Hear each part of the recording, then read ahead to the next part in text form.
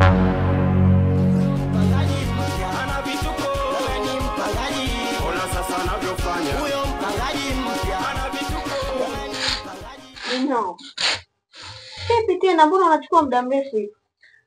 Huko ndani kuna shughuli inafanyika. Jamani mwingine. Shughuli? Ndio hiyo shughuli yenyewe. Hivyo hapa nasubiri wamalize mambo yao na mimi ndo nikaoga.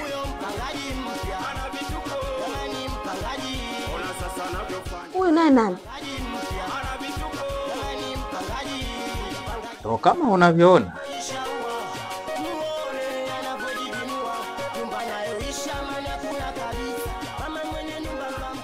Mke wangu.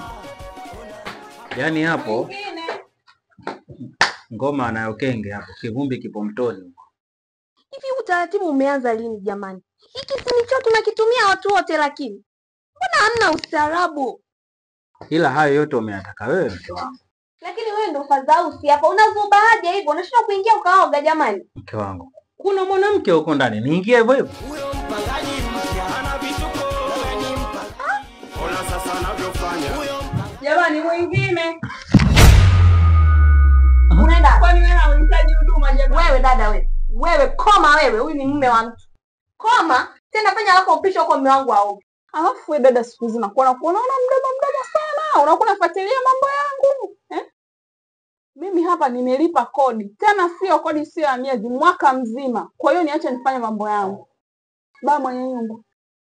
Njoo nikuonyeshe hata kidogo. Yaani wewe dada sikupendi. Sikupendi kwa sababu ya tabia zako chafu. Alafu wewe kama ni mwanamke lijali uliyekamilika, kwa nini usinitafutie pesa zangu ukanirudishie ili mimi nisepe zangu Jinga. Nitakuja kupata kesi mimi ya mauaji. Lakini mke wangu, haya yote umeyataka wewe. Mimi nilikuwa sitaki mpangaji hapa. Wewe ndo umelazimisha tulete mpangaji. Sasa hili umelikoroga mke wangu, linywe. Wewe linywe tu. Alafu kitu usichokijua, usinitishe kupitia ile girlfriend. Mimi naishi kwa pesa zangu. Mjinga wewe. Mimi mjinga? Ndiyo, wewe ni mjinga. Jinga. Ananiita mimi mjinga? Hivi huyu ananijua vizuri lakini? Ndiyo, wewe ni mjinga. Yaani binti mdogo anakuwa limbukeni wa maisha. Ngoja nikwambie jambo usilolijua. Watu wote waliojenga hapa mjini ni waoga wa maisha. Na ndiyo maana sisi tusiokuwa waoga wa maisha tunaishi hapa mjini kwa kutumia pesa zetu. Na hatuna shobo za kujenga mbuzi Katoliki wewe.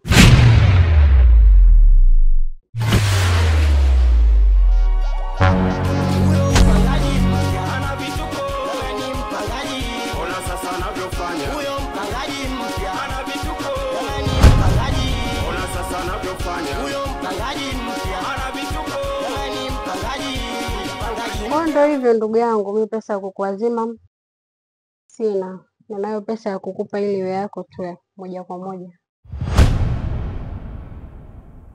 Ikawa yangu moja kwa moja? Kivipi yani? Na maanisha sina pesa za kuazimana. Kama unataka nikupe pesa iwe yako mazima. Hapo sasa nimekuelewa ndugu yangu. Naipataje hiyo pesa? Kwa sababu nina shida ya muhimu sana. Na kama nitaipata kiuharaka, utakuwa umenisaidia sana ndugu yangu. Kwanza ulikuwa unataka shilingi ngapi?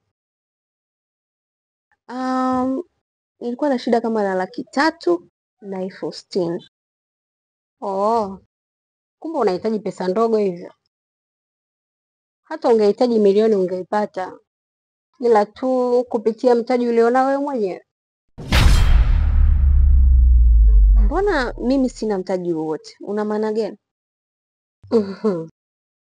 Yaani wewe bwana, Waswahili walisema kimfaacho mtu chake, na wewe unacho kinachokufaa. Ndio ukitoe basi ili upate hizo pesa.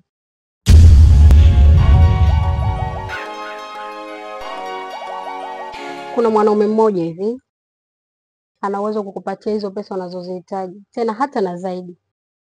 Ila tu mara baada ya wewe kumpa penzi, unajipatia pesa zako kiulaini kwa haraka. Kwa hiyo kumbe hizo pesa unazosema mimi nitazipata kiurahisi, unataka mimi nikajiuze, si ndio? Hilo jibu, uliza swali basi.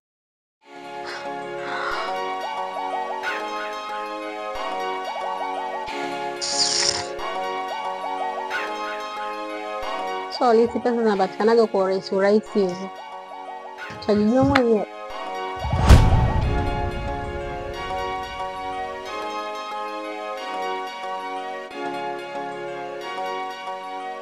Samani dada.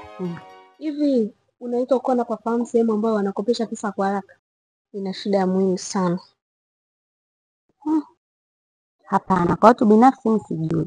Ila najua kausha damu. Kausha damu? Ndiyo. Kausha damu ndo nini? Kausha damu ndugu yangu. Ukichukua pesa yao, muda wa marejesho, yani lazima utairudisha. Kwa hali yoyote, uwe unaumwa, uwe mzima, uwe sijui una tatizo gani, yani wao hawajali. Yani muda wowote watakapotaka pesa yao, wewe lazima utairudisha. Basi kama unapafahamu, naomba unisaidie kunipeleka kwa haraka. Nina shida ya muhimu sana. Una kitu cha kutoa? Sijakuelewa. Kitu cha kutoa nini tena? Yaani ukienda kuchukua pesa kwao, lazima uwe na kitu ambacho kina thamani ya pesa utakayochukua, au zaidi ya pesa uliochukua. Pale ndo utapata pesa.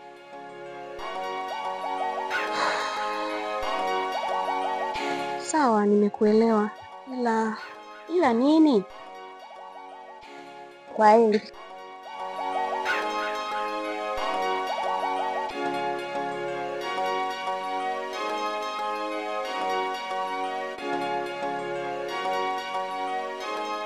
nasikia umepeleka mpangaji wako mpya kwenye nyumba isiyohitajika. Unajua unanistua. Hizi habari weka kuambia nani? Alafu sasa naanza kupata picha, kumbe hizi habari zitakuwa hapa mtaani zimezagaa sana. Unajua kuna kitu najiuliza, hivi ni nani ambaye anaweza akawa anazisambaza hizi habari? Kwenye hii dunia ya sasa, usitaki kujua watu wanapata wapi taarifa mbalimbali. Kumbuka tunaishi kwenye ulimwengu wa teknolojia zaidi, au umesahau? Ila hata hivyo hujafanya vibaya, umefanya vizuri sana. Hivi nimekusikia vizuri ama nimekusikia vibaya? Umesema kwamba nimefanya vizuri sana. Nimefanya vizuri kuhusu nini tena? Kwa sababu umepeleka changamoto kwenye maisha ya watu, ili wajue kwamba kwenye huu ulimwengu kuna watu wanaishi wenye tabia tofauti tofauti. Hivi unaamini kwamba kuna watu hawaamini kwamba kuna watu hawapati milo mitatu kwa wakati? Na hivi unaamini kwamba kuna biashara za uchangudoa zinaendelea lakini baadhi ya watu hawajui kabisa? Unaamini hilo swala? Ni kweli kabisa dada. Najua kama hicho kitu kipo kwa sababu ndo sehemu ya maisha yetu wanadamu. Hasa kwenye jamii yetu ya Kiafrika. Lakini ujue kwa tabia alizokuwepo nazo huyu mpangaji ambaye tunamuongelea hapa, ni tabia ambazo ni hatarishi sana. Ujue nahisi itafika wakati wenye nyumba watashindwa kunipa dhamana mimi ya kusimamia nyumba zao. Unajua sisi tunaaminika sana. Uaminifu ndo msingi wetu wa kazi zetu. Kwa kama nitaendelea kuwa na wateja wa design hii, na maana mimi itanipunguzia sifa. Lakini kitu kingine pia nahisi nitakosa hata nafasi ya kupeleka wapangaji kwenye nyumba za watu wengine. Sasa kwa nini iwe hivyo? Hebu acha kujihukumu basi, ili hali haujahukumiwa. Unajua lazima uweke wasiwasi dada. Unajua kuna vitu vinatokea duniani vinampa mtu wasiwasi. Ndicho kinachonisumbua. Lakini basi sawa. Mimi nimekuelewa. Nilisikia kwamba wewe nyumbani kwako una wadada wengi sana ambao unaishi nao pale. Sijui unaweza ukanitafutia mdada walau hata mmoja ambaye tayari akili yake iko matured, anayejielewa, anajitambua, mwenye adabu zake, lakini pia awe na kipato cha kuweza kulipia kodi ya mwaka mzima. Akiwepo utakuwa umenisaidia sana. Ili nimchukue aende akamreplace yule mpangaji anayesumbua pale. Kwa sababu changamoto ni pesa yake tu ya mwaka mzima aliyoilipa. Yes, wapo. Ninao tena wenye uwezo wa kulipa pesa hiyo unayohitaji hata na zaidi. Ila sidhani kama kuna umuhimu sana mimi kukupatia huyo mpangaji. Dada, sasa kwa nini inashindikana? Ilhali mimi na shida na wewe umeniambia unao hao wadada ambao wanaweza kulipia mwaka mzima. Kwa nini inashindikana sasa? Kwani shaka? Maji ya chumvi na maji ya baridi ukiyaweka kwenye jaba au pipa yanaitwaje? Swali jepesi sana hilo. Naamini hata mtoto mdogo angeweza kujitolea jibu. Mimi najua yote hayo yataitwa maji. Sasa kama ni hivyo, sidhani kama kutakuwa na utofauti kati ya huyo mpangaji mliye naye ambaye anawachachafya na huyo ajaye. Huenda huyo ajaye akawa wa moto zaidi kuliko huyo wa baridi ambaye anawasumbua sasa hivi.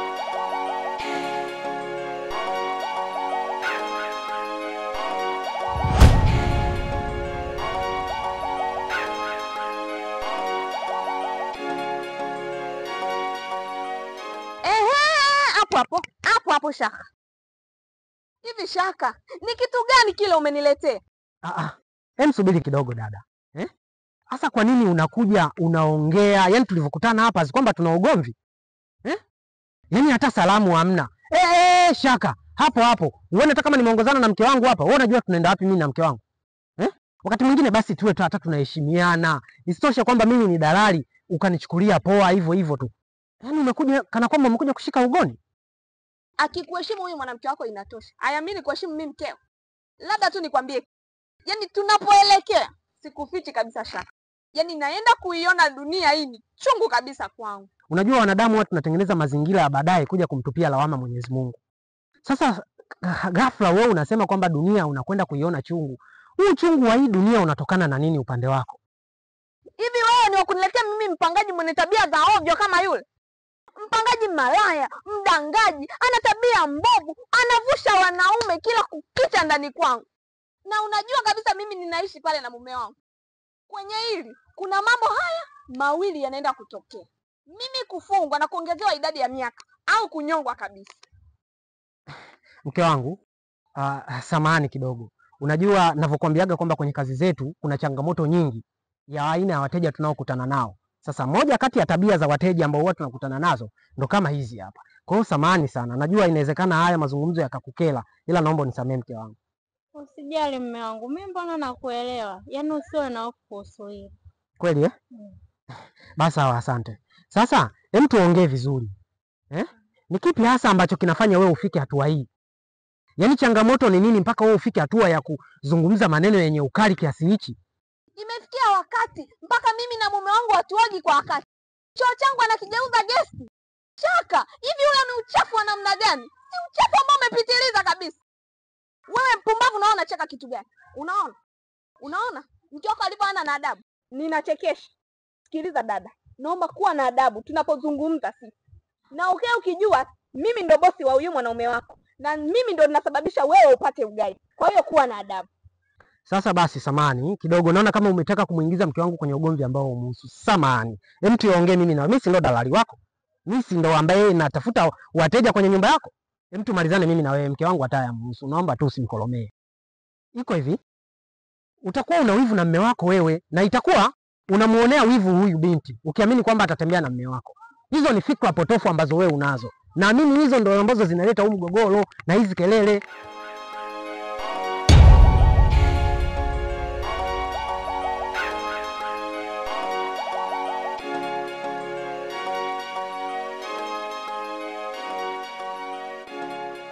Alafu we mpangaji, wakati mwingine mambo mengine unakera bwana. Hizi tabia za kubishana na mke wangu mimi sipendi. Yule mama mwenye nyumba yako bwana, lazima umheshimu. Kwanza mke wako hana akili. Nini? Alafu ni mjinga kama wajinga wengine. Hivi anadhani mimi naweza nikakupatia uloda wewe? Ina maana hajiamini kiasi hicho, si ndio? Kwa hilo sina uhakika nalo sana, maana nyinyi wanawake wengi huwa mnajiona mahodari sana katika masuala haya ya mapenzi. Imefikia wakati hata sisi wanaume sasa tunaamini kwamba nyinyi yote ni wajuzi tu katika haya mambo ya faragha. Kwangu mimi ni gusa unase baba. Ukijaribu tu kugusa unanasa. Mimi nimefundwa nikafundika. Mtoto nimeambiwa nikaambilika. Mashallah. Kama unataka niambie nikakupatia hata cha mkwezi ukajaribu ili uthibitishe mwenyewe kama yaliyomo yamo au hayamo. Wasema kweli? Mimi siwezi nikakudanganya. Kwa hiyo na mimi inawezekana kupewa hicho unachowapa hao wengine, maana ujue mimi mwenzio eje imeenda ujue. Alafu wewe unaonekana mtoto mbichi na ushezoea kuwapa hawa wanaojiita damchanga. Kwa na mimi nikitaka napata. Wewe usiwe muoga. Yamba. Hii ni mali ya umma. Wewe. Kila mtu anayestahili anapata. Kwa hiyo usijali na hizo ndevu zako, mtako hata kujali. Kwa hiyo mpangaji mpya ana vituko, jamani mpangaji, ona sasa anavyofanya. Huyo mpangaji mpya ana vituko, jamani mpangaji, ona sasa anavyofanya. Huyo mpangaji mpya ana vituko, jamani mpangaji mpya, muone anavyojishaua, muone anavyojibinua, nyumba nayo hakuna kabisa. Mpangaji mpya, muone anavyojishaua, muone anavyojibinua, nyumba nayo hakuna kabisa. Mama mwenye nyumba hamtaki kabisa. Ona hapo vibweka, baba mwenye nyumba na yeye anacheka. Kumbe anamdangia baba mwenye nyumba naye, baba mwenye nyumba naye, kumbe anamdangia baba mwenye nyumba naye. Huyo mpangaji mpya ana vituko, jamani mpangaji, ona sasa anavyofanya. Huyo mpangaji mpya ana vituko, jamani mpangaji, ona sasa anavyofanya. Huyo mpangaji